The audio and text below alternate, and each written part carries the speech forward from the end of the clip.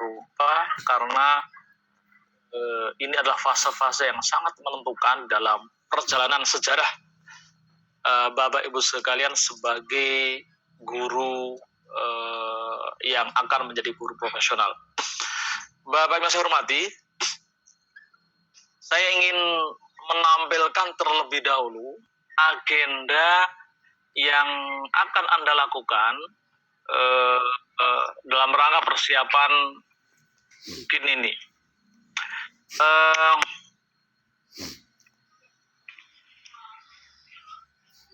Lengit lagi.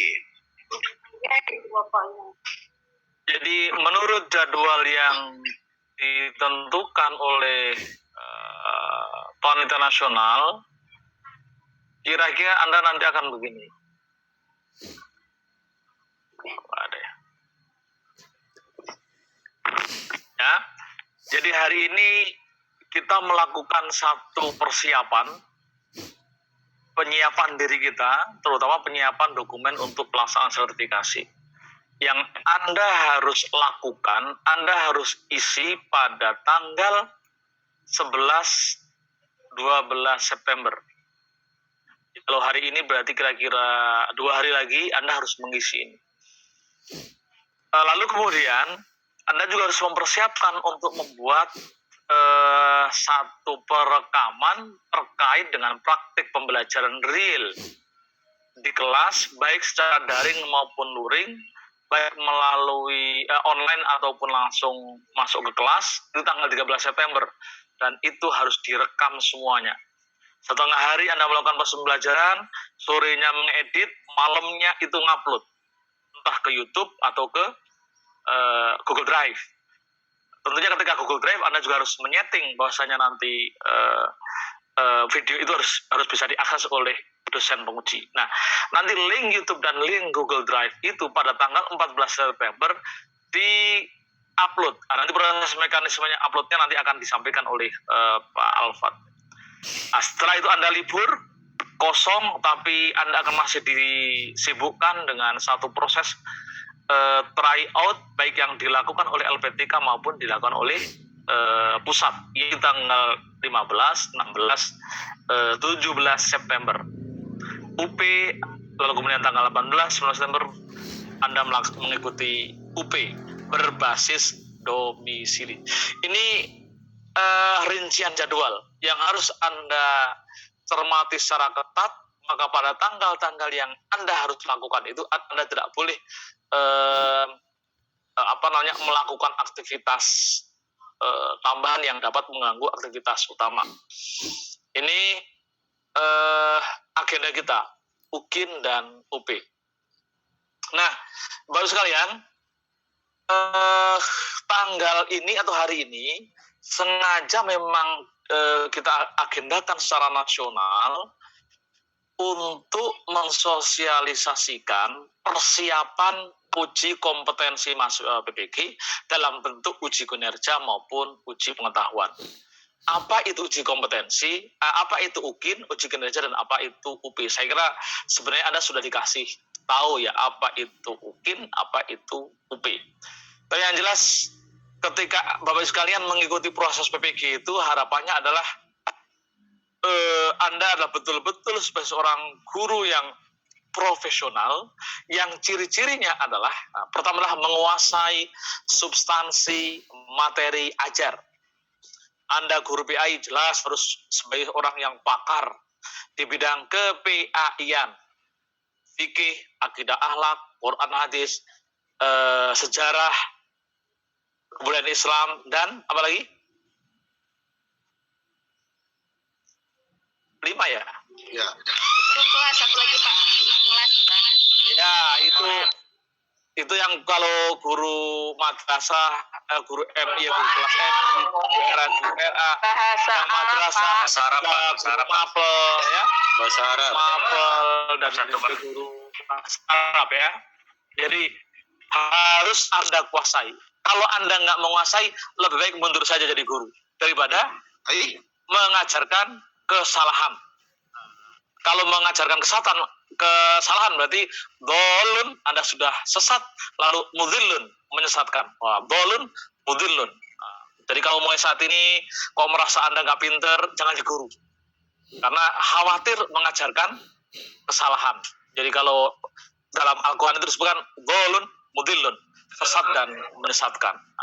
Maka penting guru sebagai guru profesional nomor pertama adalah menguasai materi ajar. Baru kemudian dia ketika mengajar harus mampu menginspirasi dan menjadi tauladan. Maka di sini kemudian pengenalan tentang pedagogik, kompetensi pedagogik, bagaimana cara mengajar yang baik, bagaimana cara mengajar yang mencerdaskan, bagaimana cara mengajar yang memberikan semangat, bagaimana cara mengajar yang menginspirasi. Sehingga kemudian dari situ dia akan terlihat memesona, berwibawa, kan gitu ya, karena tahu cara ngajarnya. Di samping dalam konteks kementerian agama yang paling penting itu adalah ikhlas, ngajar dengan penuh keikhlasan, karena mengajar dengan ikhlas itu akan dapat menghadirkan diri kita dapat mendidik dengan penuh cinta. Dan mendidik dengan penuh cinta itu kalau kata ini sesuai dengan kata kata pepatah ya, at-tariqatu khairum minal madah wal madah wal mudarris ahammu minal madah wa ruhul mudarris ahammu minal mudarris nafsihi. Belajar pedagogik, belajar metodologi itu lebih penting daripada substansi. Tapi keberadaan guru jauh lebih penting daripada metodologi. Karena metodologi tanpa guru tidak akan punya makna. Tapi di atas itu semua yang penting adalah ruhul mudarris, jiwa pendidik atau mendidik dengan cinta. Itu jauh lebih penting dari segala-galanya. Karena dengan cinta orang yang mengajar itu dia akan menemukan metodologi. Dengan cinta orang yang mengajar akan mendapatkan ilmunya. Itu kan seperti kalau dalam fatwa atau syair Zarnuji dalam kitab Al-Mutalim itu kan dikatakan begini, man talabal ilma lil mu'ati zada bi fadli minar rasyad wa ya li khusrani talibihi linailil fadlin lil ibad. Siapapun orangnya yang menuntut ilmu, siapapun orangnya yang mengabdikan diri untuk ilmu, maka Allah akan menjamin hidupnya. Allah akan menjamin kebahagiaannya, meskipun kebahagiaan itu tidak selalu ditunjukkan dengan keberlimpahan materi, kan itu ya. Tapi sebaliknya orang yang mencari dunia dengan berkedok menuntut ilmu, dengan berkedok atas nama ilmu, maka waya li khusrani, aduhai betapa meruginya orang-orang yang seperti itu. Nah, saya tidak berharap Anda termasuk orang-orang yang kedua, tapi saya berharap Anda termasuk orang yang kedua, bisa mengajar dengan cinta, mendidik dengan cinta, sehingga dengan cinta itu semua akan Anda peroleh. Kemampuan materi aja peroleh, inspiratif dalam proses pembelajaran, berwibawa dan dicintai oleh para siswa.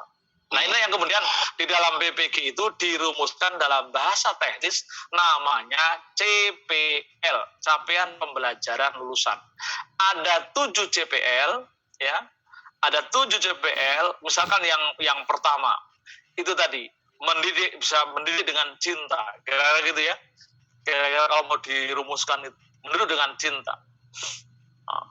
Itu yang pertama. Yang kedua, Anda bisa mendidik dengan cinta itu, bisa mendidik dengan menggunakan pendekatan-pendekatan yang mampu mendorong peserta didik itu melakukan proses pembelajaran yang dalam bahasa ini berpikir tingkat tinggi. Itu dalam bahasa kita, bahasa kerennya itu HOT, Higher Order Thinking Skill. Komponen yang kedua, HOT. Lalu komponen yang ketiga, itu adalah menguasai materi dan mengembangkannya. Orang ketika belajar tentang fikih, tentang wudhu, tidak hanya mengerti tentang tata cara wudhu, tapi mengerti bagaimana pendapat para ulama tentang perbedaan tata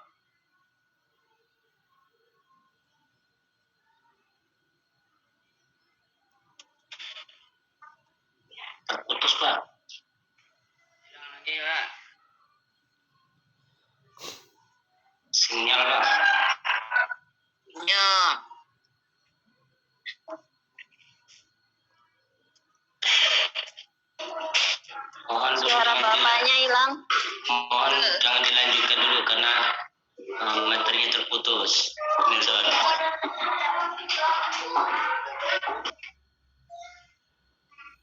Ya, Pak, jaga saluin nah. Maaf, Anis. The recording has stopped. This meeting is being recorded. Ini terpental terus ini ya.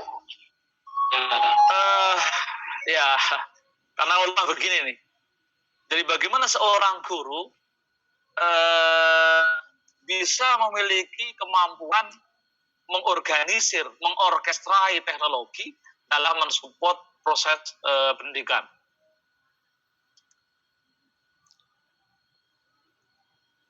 Nah, lalu yang kelima, itu bagaimana teknologi informasi bisa Anda pergunakan. Sehingga dengan penggunaan teknologi informasi itu, ini belum kelihatan.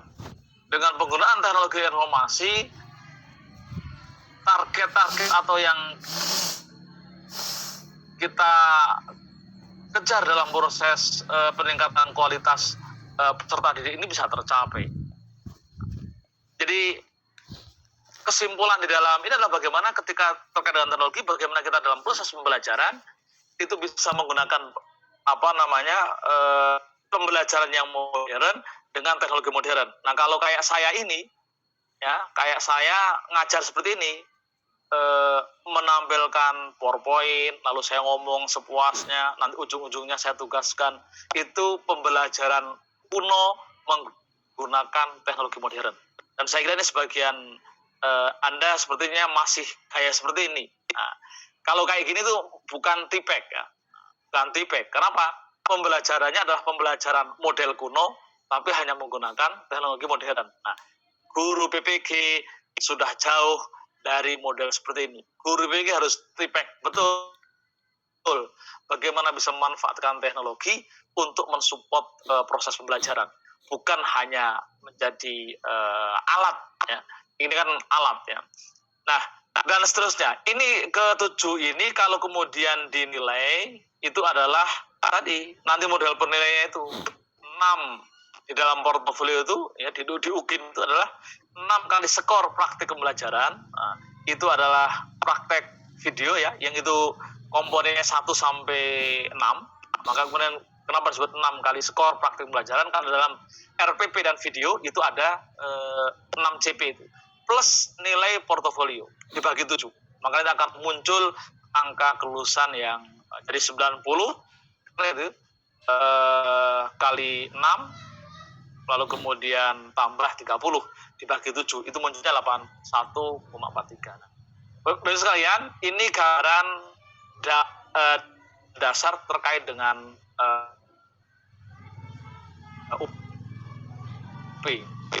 UKIN ya. Jadi UKIN dilaksanakan selain yang akan menggunakan LMS di luar LS milik Kementerian Agama. Kalau kemarin Space proses PPG itu LMS-nya pakai LMS Kementerian Agama, sehingga banyak di situ pintu-pintu syafaat dilakukan.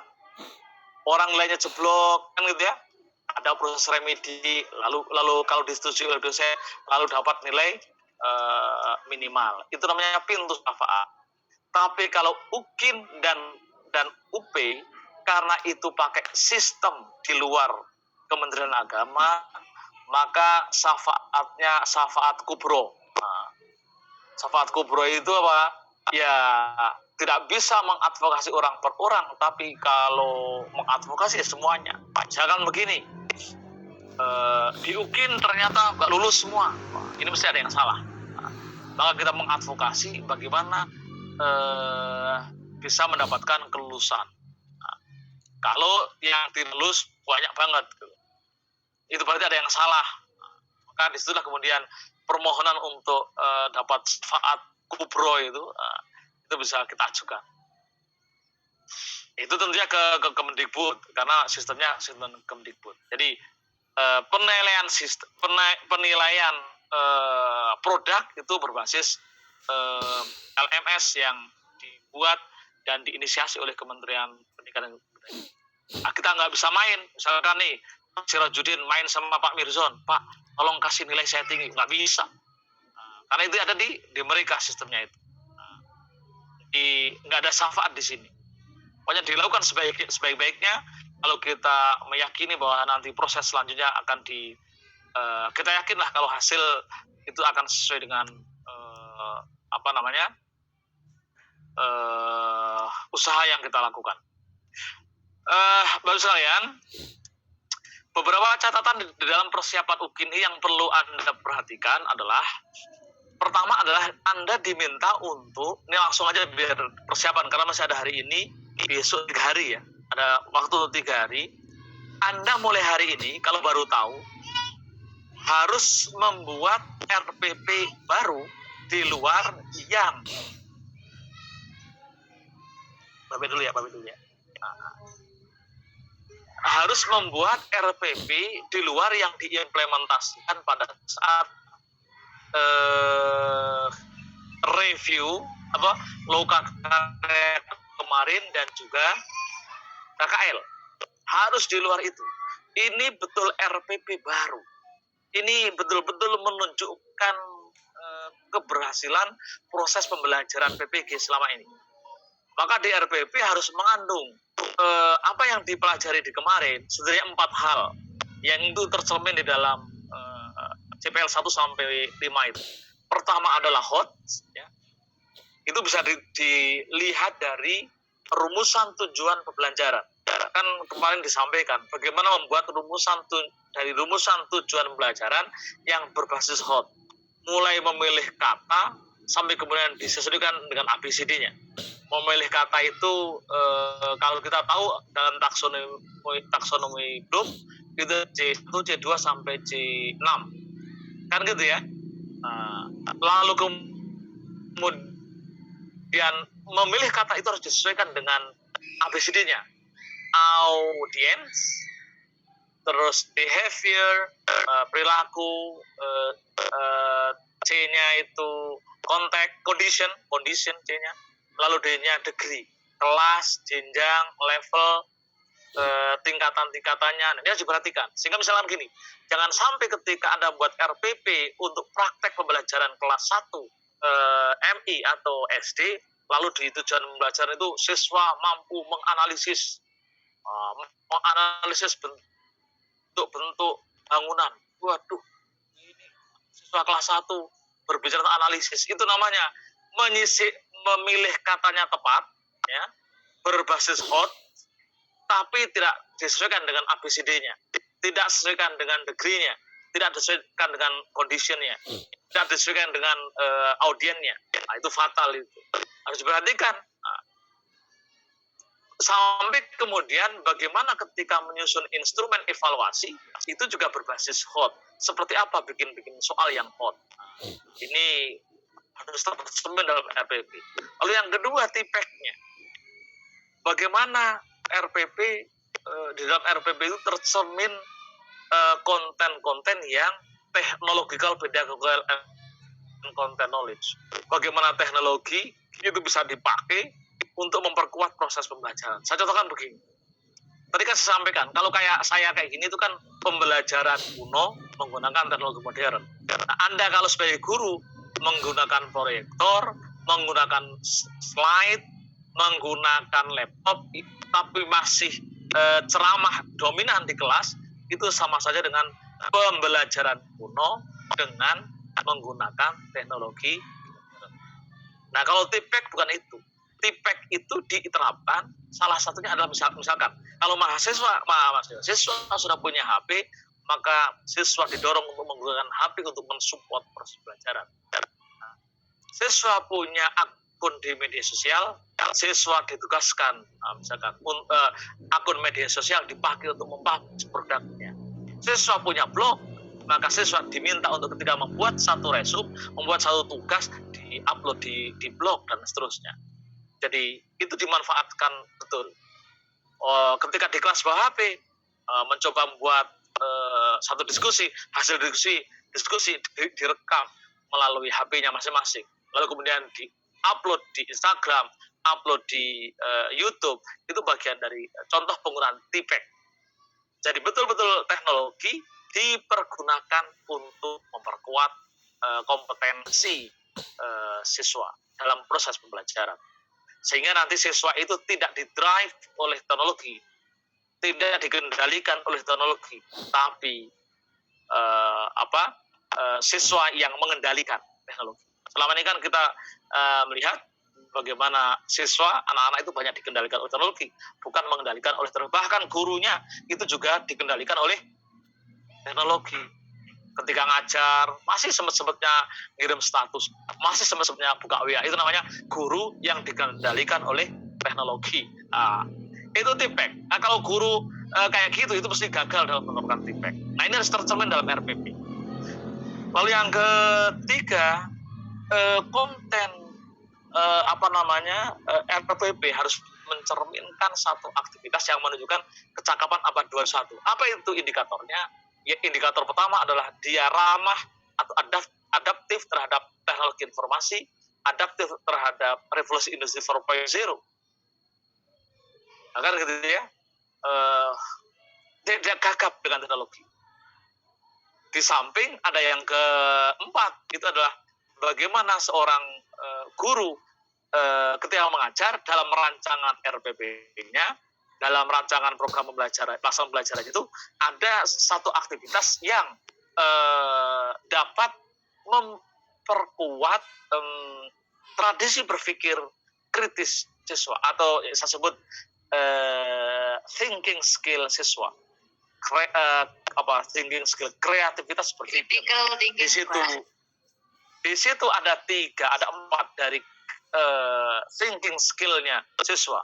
Ada creative thinking, berpikir kreatif, ada critical thinking, ada berpikir kritis, ada reflective thinking, ada adaptive thinking, ada decision making.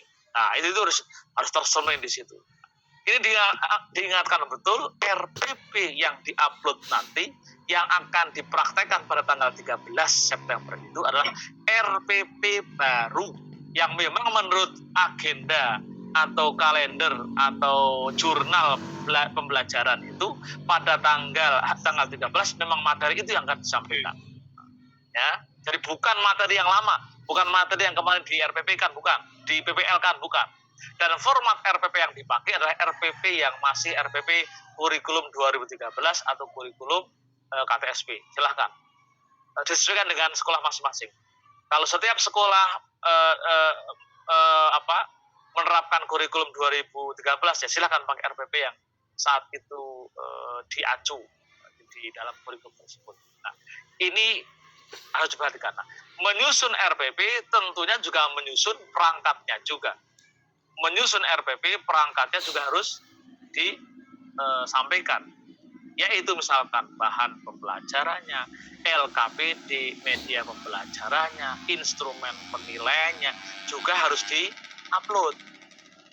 Nah, ini diingatkan, komponen-komponen yang itu akan mendapatkan nilai tertinggi di dalam RPP itu harus pastikan ada. Ya, maka kemudian diminta untuk melihat portal UKM-PPG, apa sih komponen yang akan dinilai itu. Nah, barangkali semua mahasiswa sudah bisa mengakses itu saat ini. Sudah punya akun ya Pak Mirsan ya? Atau belum? Sudah Pak, tapi kita belum share ini akun ini. Mesti sudah nyoba-nyoba begitu ya? Silakan nanti nyoba-nyoba buka di dalamnya itu seperti apa. Nah, ini harus diperhatikan semuanya. Jadi tidak hanya RPP, tapi ketika di dalamnya perlu sumber belajar, cara ngajarnya, ketika ada video cara penyampaiannya, ketika ada LKPD-nya, ketika ada sumber belajarnya, silahkan itu di-upload. Nah, itu dokumen pendukung RPP. Nah, Bapak sekalian, saya lanjutkan lagi. Nah, jadi yang paling krusial, yang agak paling berat dibanding yang lainnya adalah mengupload video pembelajaran. Tentunya sebelum mengupload itu harus membuat. Jadi proses pembelajaran yang Anda lakukan pada tanggal 13 nanti dalam rangka mengimplementasikan RPP yang Anda buat, yang telah diupload, yang akan diupload tanggal 11, ya, atau 12, itu diimplementasikan. Ketika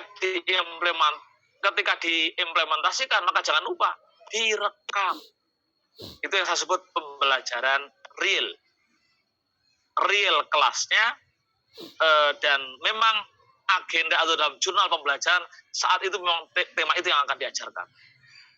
Nah, pola rekamannya tentu ada dua. Kalau masih proses daring seperti ini, kan ada dua pola. Pertama, kita harus rekam secara keseluruhan proses pembelajaran Anda dari awal sampai akhir melalui Zoom ini.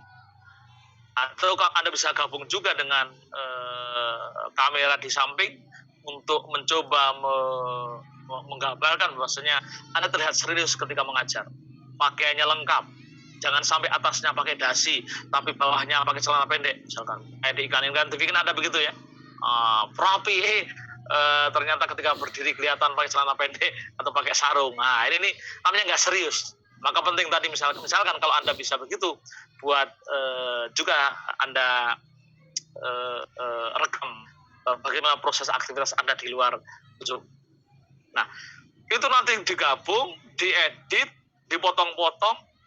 Yang perkiraan saya Anda mengajar selama 2 jam. 2 jam itu kalau SD berarti sekitar 70 menit. Kalau SMP sekitar 80 menit, kan itu ya. Kalau SMA mungkin sekitar 80 menit juga. Nah, berarti proses pembelajaran yang 2 jam pelajaran itu lalu diedit sedemikian rupa menjadi 30 sampai 40 menit. Diedit. Anda harus mengedit. Nah, ketika mengedit, jangan lupa komponen-komponen utama dalam proses pembelajaran yang seharusnya, yang sesuai RPP, jangan sampai terhapus. Nanti kalau teredit, ternyata yang teredit cuma penutupannya saya, Assalamualaikum, wah ngajar cuma Assalamualaikum, kan rugi. Nah, maka pastikan ngeditnya mulai dari kegiatan awal, lalu intinya seperlunya, lalu kemudian bagian penutup, proses evaluasinya seperti apa. Nah, itu ada edit, silahkan. Gabungkan kalau misalkan Anda punya sumber belajar berupa video.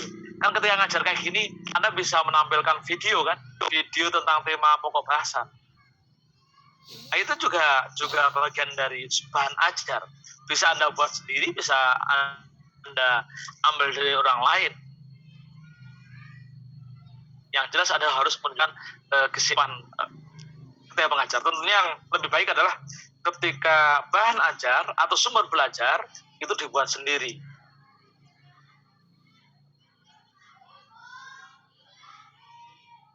Bervariatif dan terusnya. Itu selesai di hari Senin itu jam 8 sampai jam 1 misalkan, maka jam 1 sampai malam itu Anda upayakan video yang sekitar 80 menitan atau sekitar 2 jam itu ada edit dengan kisaran 30, minimal maksimal 40. Nah, setelah itu Anda up di YouTube. Nah, di YouTube setelah terlihat upload, Anda covernya buat sedemikian rupa, lalu copy linknya, nanti linknya di-upload di LMS UKM BPG. Nah, nanti tekniknya akan disampaikan belakangan. Bapak sekalian, diingatkan betul nih komponen penilaian video pelajaran. Di video itu yang dinilai ya real teaching-nya, in the real class. Jadi bukan simulasi. Ketika misalkan ngajar begini, Anda harus tahu kalau misalkan ada kelas, ada siswanya, gitu ya. Alur outing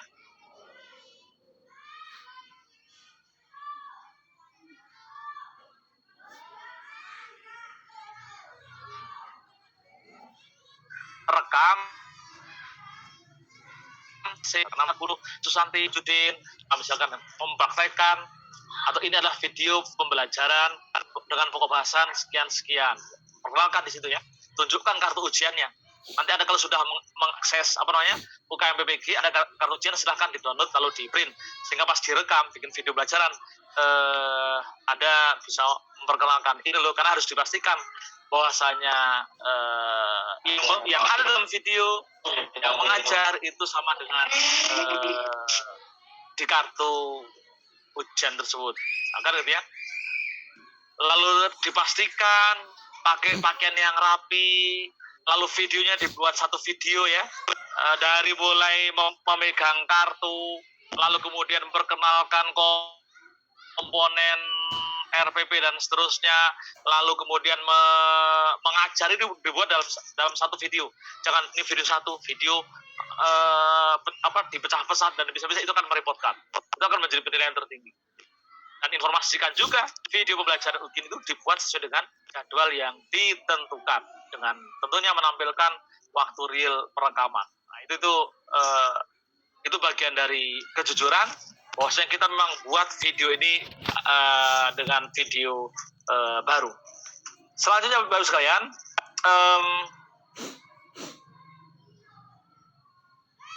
itu yang komponen video pembelajaran yang mengandung CP 1 sampai 6. Sekarang yang CP7. Yang CP7 itu ada 6 komponen. Penelitian dan publikasi, refleksi diri, pencarian informasi baru, inovasi, prestasi dan pengabdian pada masyarakat. Ya, dari 4 hal ini, ya, apa itu saya jelaskan dulu. Apa itu penelitian dan publikasi? Penelitian dan publikasi itu adalah produk tulisan, karya tulis, juga penelitian.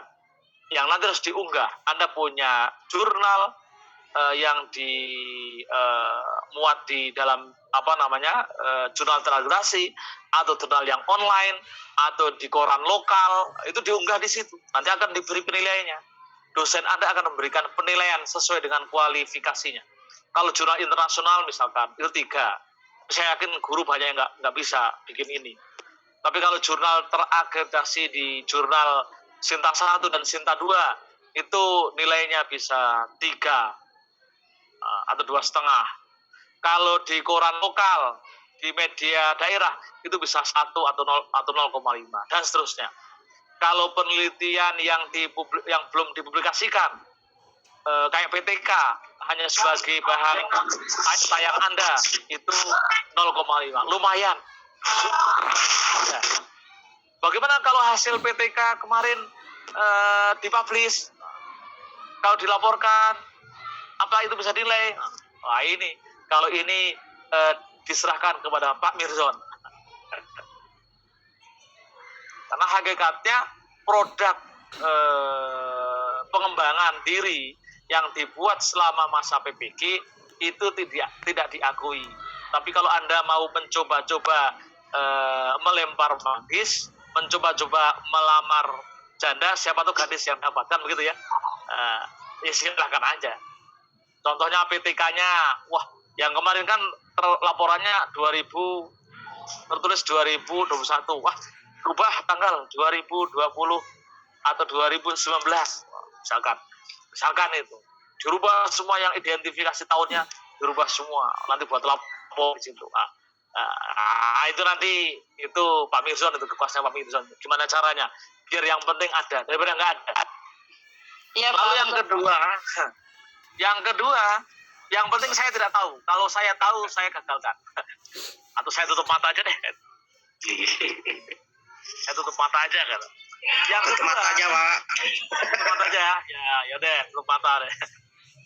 Banyak sekali kami harus melakukan tutup mata. Yang kedua, mahasiswa telah melakukan refleksi diri. Refleksi diri itu dia mengevaluasi dan menindaklanjuti satu proses perenungan dari sekian banyak proses. Mungkin pada saat penelitian, mungkin pada saat pelatihan, mungkin pada saat menerapkan sebuah strategi pembelajaran, mungkin pada saat menerapkan pada saat mengajar, dibuat refleksi. Nah, kalau maksimal itu dia nilainya 3, totalitas selama 3 tahun terakhir itu, maka dibuatlah minimal 1 semester 1 refleksi diri. Buatlah tanggal mundur Nah, itu kalau Anda belum buat. Dan saya yakin hampir semua guru belum pernah punya refleksi diri. Maka habis ini dibuat. Habis ini dibuat. Nanti biar kelihatan ini cara-caranya biar kelihatan lama, kertasnya diwok-wok. Jadi kelihatan lusuh. Kelihatan udah lama dibikinnya. Waduh, ini strategi yang penipuan yang canggih. Kenapa memang ada? Atau kertasnya Habis disiram kopi. pemalsuan. Kertasnya disiram kopi biar kelihatan kuno. Waduh, macam-macam. Ada Bu Vera. Itu. Jadi dibikin selama 3 tahun. Dibuat 3 tahun. Kalau kemudian selama 6 itu adalah 1 tahun itu 1. Setiap 1 berkas itu 0,5 itu bisa 3 tahun bisa dapat 3, dan itu sudah selamat gitu. Lalu yang ketiga itu mengenai inovasi. Karya inovasi itu adalah karya kayak misalkan guru membuat alat peraga, guru membuat modul, guru membuat LKPD, guru membuat buku dan seterusnya. Itu contoh inovasi, karya inovasi. Itu nilainya lumayan tinggi juga. Nah, komponen yang lainnya adalah pencarian informasi baru. Nah, ini biasanya mungkin sudah banyak dari Anda punya dokumennya. Ini adalah bukti-bukti sertifikat bahwasanya Anda mengikuti kegiatan-kegiatan semacam pelatihan, diklat, seminar, lokakarya. Ada sertifikatnya. Kalau nggak ada sertifikatnya, surat tugas dari kepala sekolah itu sudah bisa dijadikan alat bukti. Nah, jadi per dokumen itu kalau di bawah 30 jam itu ya nilainya di bawah 1 bobotnya, paling 0,5, 0,2, 0,3. Itu terserah penguji. Nah, yang ini 4 ini wajib ya: penelitian publikasi, refleksi diri, inovasi, dan pencarian informasi baru. Ini wajib ada salah satunya ya, wajib ada salah satunya. Kalau sudah ada salah satu itu udah aman, meskipun kalau ada cuma punya 1 lembar itu menggerogoti nilai. Misalnya gini, ternyata video Anda bagus, nilainya 90, ternyata di komponen ini portofolio Anda cuma dapat 3, kan nanti ketika dibagi 2 kan menjadi nilainya 60-an, kan begitu. Anda akan rugi. Yang 2 yang terakhir itu sifatnya sunnah, prestasi dan pengabdian pada masyarakat. Kalau prestasi itu misalkan Anda pernah menjuari lomba terkait dengan pembelajaran, Anda pernah ikut lomba membuat video, Anda menang, Anda ikut olimpiade, Anda menang, dan seterusnya. Kalau misalkan kok nggak menang, dapat sertifikatnya aja. Sertifikatnya bisa dibuat untuk pencarian informasi baru. Dan yang ke-6, pengabdian masyarakat. Itu tidak wajib, tapi kalau ada, usahakan dimasukkan sehingga bisa menambah bobot di portofolio. Pengabdian itu contohnya Anda sebagai panitia PHBI, panitia penerimaan murid baru, panitia penyerahan dan kurban, dan seterusnya lah. Pokoknya itu bisa di ketua RT, bisa juga kalau ada SK-nya. Ketua majelis taklim,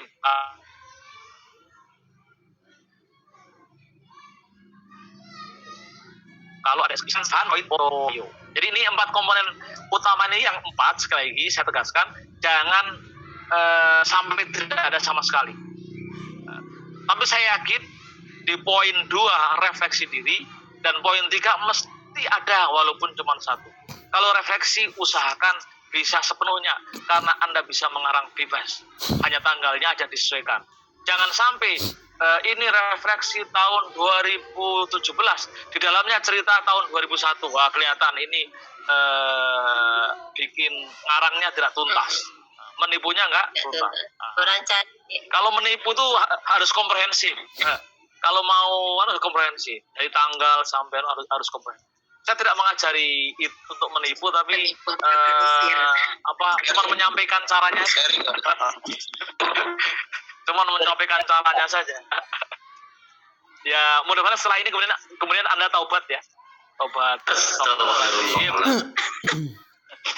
itu pokoknya setelah lulus tobat. Setelah lulus tobat.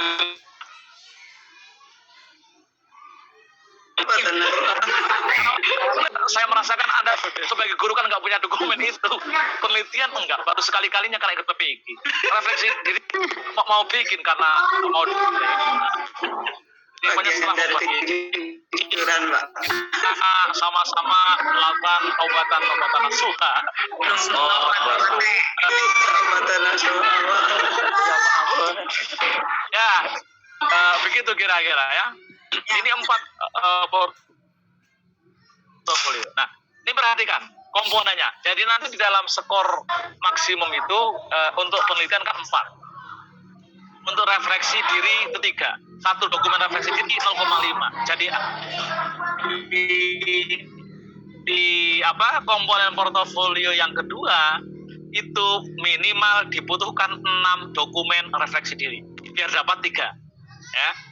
Biar tidak kelihatan hanya mengejar nilai ya, lebihkan dikit lah, lebih 1 bisa 7 atau 8 gitu ya, biar atau sampai 10 juga nggak apa-apa, siapa tahu dosennya nanti kelewatan mengasih nilai kan. Nah, lalu yang ke mencari informasi dan pengetahuan baru, ini skor maksimum 3.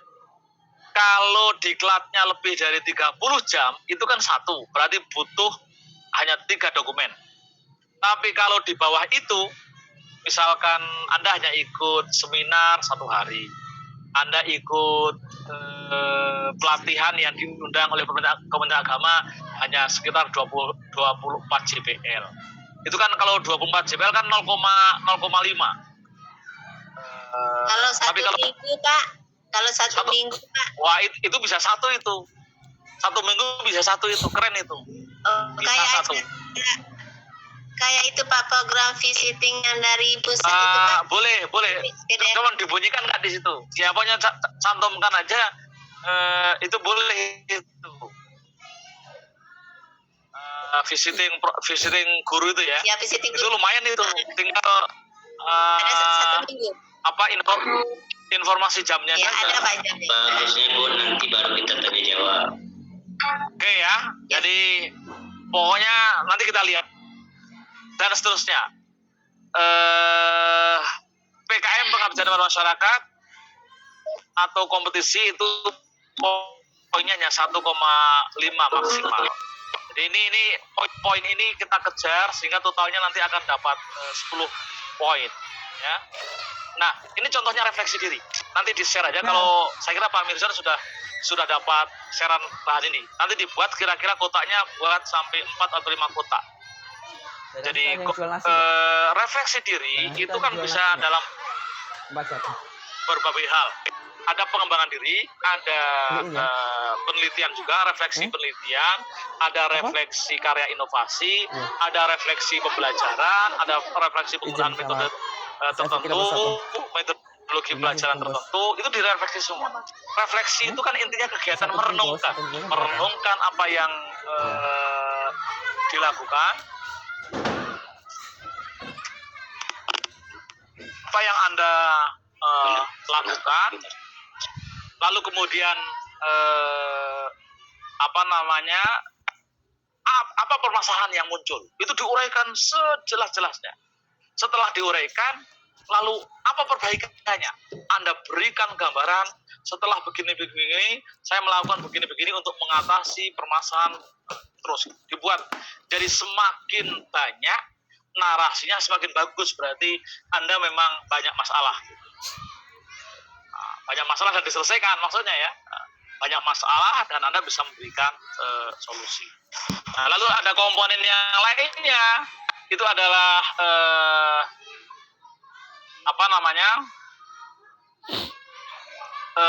tahunnya, lalu keterangannya apa. Jadi komponen ini nih bisa Anda maksimalkan.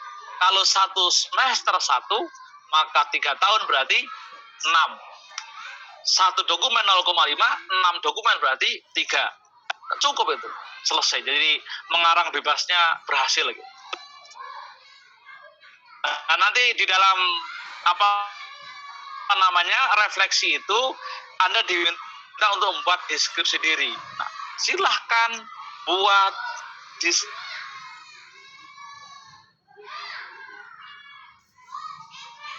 tabelnya itu seperti tadi masukkan di sini ceritanya.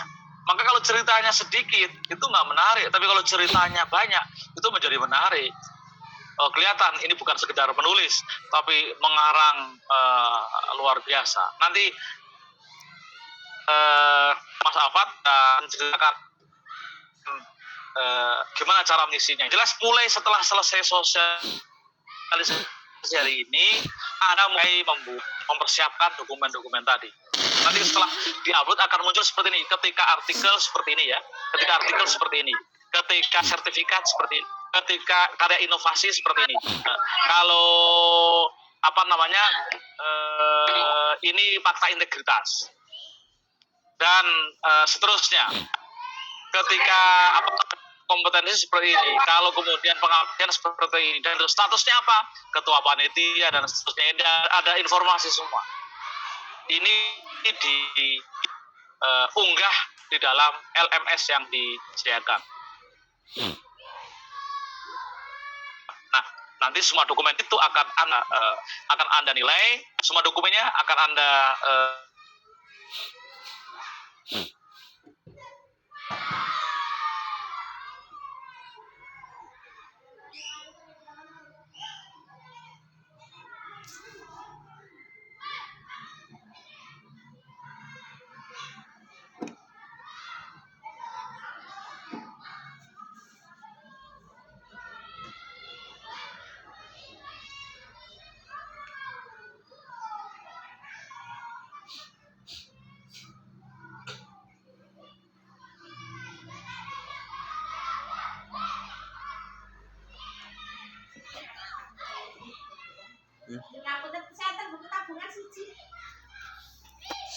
Aku kayak iki jebulane barang dhek enak iki buku penghukum.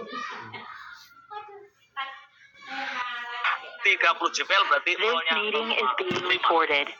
Kalau yang buku ini yang tertinggi adalah buku teks yang lolos penilaian Kemdikbud. Nah, kalau hanya ber-ISBN itu 3 dan seterusnya. Ini rubriknya. Ini akan menjadi panduan bagi para penilai untuk menilai dokumen Anda. Anda juga harus punya ini sehingga kalau mau bikin karya sudah bisa menghitung dapat nilai berapa di dalam untuk penilaian portofolio ini. Seterusnya ya, Anda baca aja ini dokumen-dokumennya. Termasuk Anda ketika memiliki karya namanya karya teknologi yang cukup kompleks, itu juga akan diberi penilaian. Anda misalkan bikin video pembelajaran di YouTube, ditampilkan, kita bisa upload.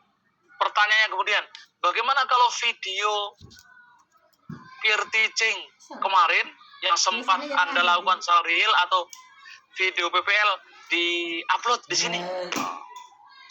Bagi saya sih, pokoknya kalau nggak ada informasi tahun, nggak ada informasi tanggal yang merupakan produk bersamaan dengan PPG ini, tidak bercerita di dalamnya, saya ini sedang mempraktekkan PPG, nah, itu silahkan aja di-upload.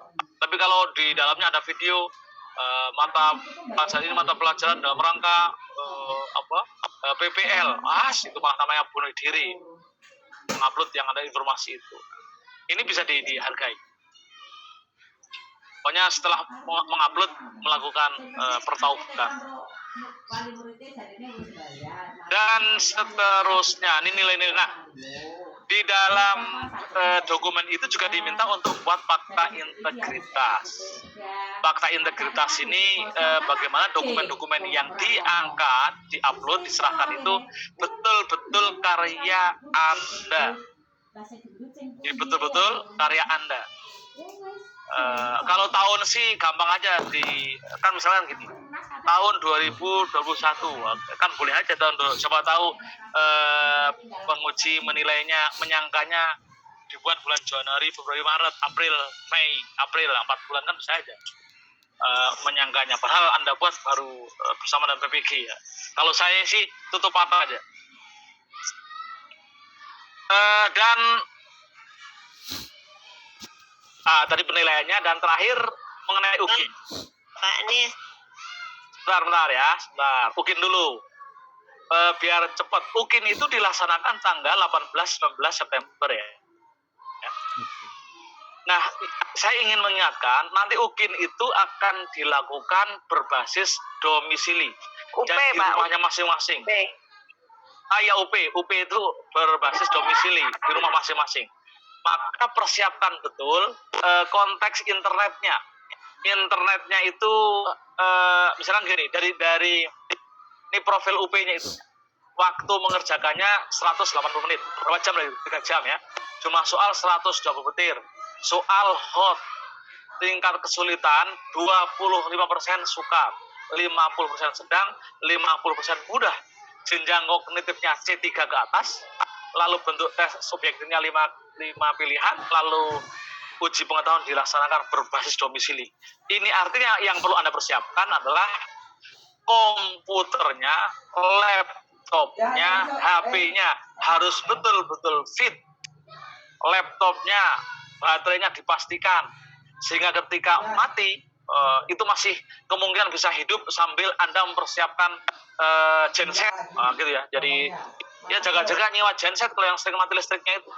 Sehingga pas mati langsung hidupin gensetnya. Ini jika tersedia. Lalu kemudian HP-nya pastikan ketika nanti pas proses ini yang sering lupa, merekam proses pembelajaran yang tanggal 15, pembelajaran real, pastikan slot storage-nya, kondisi hard memori di HP itu harus masih ada yang kosong, yang kira-kira masih bisa menampung video selama 2 jam. Itu penting, itu pastikan itu. Lalu kemudian yang terpenting lagi, jangan mencoba melanggar aturan, berbuat curang, nyontek misalkan, dan itu ketahuan karena nanti kameranya itu akan dibuat 2. Pertama kamera di laptop, kedua kamera HP dengan zoom. Jadi HP itu harus hidup di depan kita selama ditaruh 2 meter, lalu kita dengan sekeliling kita sekitar 2 meter kanan kiri itu termonitor oleh HP, sehingga kita tidak mungkin minta bantuan kanan kiri atau depan, itu akan ketahuan. Nanti akan ditegur, kalau ditegur masih bandel langsung akan dimatikan channelnya, Anda dibatalkan. Laptopnya juga begitu, laptopnya dipersiapkan sekali lagi. Pokoknya kalau misalkan saya sih berharap Anda bisa sedia dua HP kalau masih tethering. Pertama HP untuk Zoom, kan itu untuk monitor, itu jelas harus hidup selama 3 jam. Yang satunya HP untuk tethering laptop. Mungkin pinjem HP-nya suaminya atau anaknya, kasih pulsa sekitar minimal 10 GB sehingga internet bisa stabil, sehingga Anda nggak terganggu, Zoom-nya nggak terganggu, Anda ketika mengerjakan soal juga tidak terganggu. Nah, semua ketentuan ini tolong diperhatikan ya. Ini posisi mejanya. Anda di sini, meja lalu HP di depan untuk Zoom. Nanti akan monitor oleh pengawas kami di pusat. Ada 7 TUK yang kami tugaskan. Ini di dalam penerapan UP. Nah, yang punya laptop jangan lupa untuk menginstall SAB, Safe Action Browser. Nanti tolong Pak Mirza nanti bisa download dulu, nanti di-share ke kawan-kawan ini SAB-nya biar bisa di-install. Karena dengan SAB ini orang tidak mungkin akan bisa mengakses yang lainnya. Itu kelebihan SAB. Barangkali ini ya, yang lainnya nih, ini nanti saya share aja, baca dan bisa dipelajari. Karena saya jam 10 harus gabung di kelas lain. Nah, masih ada waktu sekitar 20 menit untuk kita ngobrol, berdiskusi. Kami kembalikan ke Pak Mirzon. Silakan. Terima kasih Pak Anies. Ya ini Sekretaris Panitia Nasional jadi sangat sibuk. Jadi Bapak Ibu sekalian, kami persilakan untuk bertanya. Mungkin 3 orang penanya dulu. Saya Pak Sahrul. Ya, Pak Sahrul. Silakan Pak Sahrul. Pak Henry, Dairul. Pak Sahrul dulu, silakan Pak Sahrul. Oke, baik. Assalamualaikum warahmatullahi wabarakatuh. Masih mengenai tentang portofolio tadi, Pak. Tadi masalah refleksi tadi, yang saya dengar dari pemateri yang kemarin bahwa refleksi itu adalah remedial, pengayaan dan segala macamnya begitu Pak. Jadi ya kami udah buat yang intinya sudah ada refleksi itu dari tahun 2018 walaupun diminta cuma minimal 1 begitu. Nah setelah saya dengar dari Bapak yang Sekretaris Pemis tadi itu refleksinya malah beda dan menyesuaikan yang Bapak tadi sampaikan. Nah, yang kira-kira refleksi yang kami ini yang akan kami upload nanti itu berlaku atau tidak, Pak? Demikian, Pak. Lagi habis baterai, Pak. Ini materi dari Pak Subanji kemarin, Pak, karena kita respon bersama beliau. Iya. Baik, yang lain ada? Saya Pak Henry. Pak Henry, ya silakan Pak Henry. Baik, terima kasih Pak Mirza dan juga Pak Anies Maskur sebagai narasumber kita hari ini.